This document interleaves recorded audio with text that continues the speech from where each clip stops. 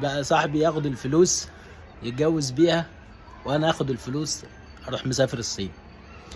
انا ما كنتش حابب يتقال عليا انه سافر الصين مرة يشوف الدنيا وخلاص خلصت، او ان هو سافر مرة او ما ظبطتش معاه وشاف له اي شغلانة في مصر وموضوعه فض. انا كنت عايز ان يتقال عليا ان انا بسافر الصين، بتردد على الصين، علشان ده كان هيقوي من مكانتي. بس هقنع اهلي ازاي؟ وخصوصا ان هم يعني اقتنعوا خلاص ان انا شلت الفكرة من دماغي وشغال في شركة المقاولات.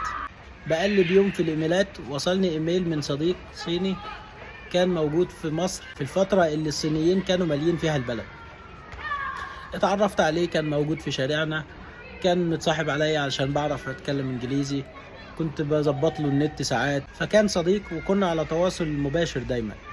حتى بعد ما سافر من مصر راح على انجولا كان على تواصل معايا مباشر. في يوم بعت لي ايميل بيقول لي: يا احمد، انا هكون متواجد في الصين في الفترة من كذا لكذا، وحابب انك تكون موجود علشان انا دايما بحكي لخالي عنك، فهو عارف ان انت شاب مجتهد وعايزين نفتح مكتب ونتشارك يعني. بس فانا قلت حلو، دي فكرة اقول لهم ان انا ان انا مسافر الصين علشان افتح مكتب.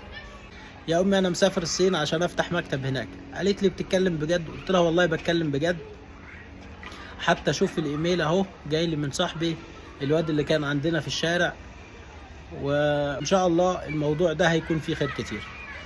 فقالت لي: خلاص اللي في دماغك اعمله، الله ربنا ييسر لك الحال.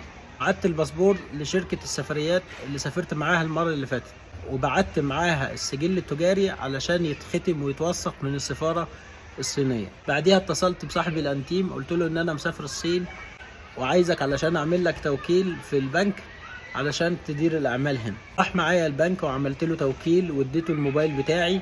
نزلت بوست على الفيسبوك قلت ان انا مسافر الصين في الفترة من كذا لكذا، واي حد محتاج اي حاجة يتواصل معايا على الرقم الفلاني. واللي هيدير الاعمال صاحبي. اسبوع والباسبور جه وفي التأشيرة والسجل التجاري مختوم من السفارة الصينية. دي استأذنت من الراجل صاحب الشغل، قلت له ان انا مسافر الصين واستأذنك ان انا هبطل من الشغل بداية من الشهر اللي جاي. قال لي: خلاص مفيش مشاكل. الراجل رحب جدا وما منعش خالص. كنت وانا برتب الحاجات دهية كنت حاسس نفسي ان انا ابو هشيمة وخلص اعمالي في مصر علشان ورايا اعمال في الصين. بعدين اتصلت بالراجل اللي كان محتاج الشوك والكوابيل علشان اشوف اذا كان هو جد ولا لا. اتصلت بيه وقعدت معاه، قلت له: انا ان شاء الله مسافر خلال 15 يوم، فانت لو محتاج اي حاجة قول لي علشان انا خلاص مسافر برتب رحلتي يعني. فقال لي: ده انا محتاج جدا جدا، وبس انت روح هناك وكلمني. قلت له: يا عم انا عايز اعرف انا هجيب ايه وهروح اعمل ايه وكل حاجة. فالراجل قال لي: بس انت اوصل هناك وكلمني، ما تشغلش بالك، وان شاء الله الامور طيبة وبتاع.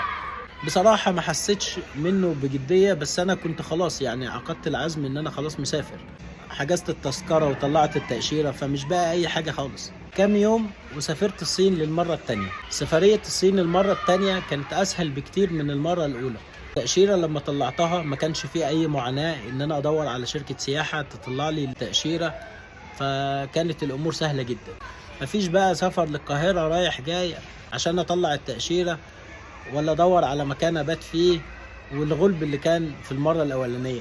كل اللي عملته ان انا بعت الباسبور في شركة الشحن لمكتب السفريات، واسبوع وطلع لي التأشيرة. حتى الخوف انا بقطع التذكرة وانا بدخل رقم الفيزا ما كانش موجود زي المرة الاولانية خالص. حتى الوداع ما كانش صعب زي المرة الاولانية. كام يوم وسافرت. وصلت الصين، لقيت صاحبي الصيني منتظرني في مطار جوانزو. ازيك؟ سلامات.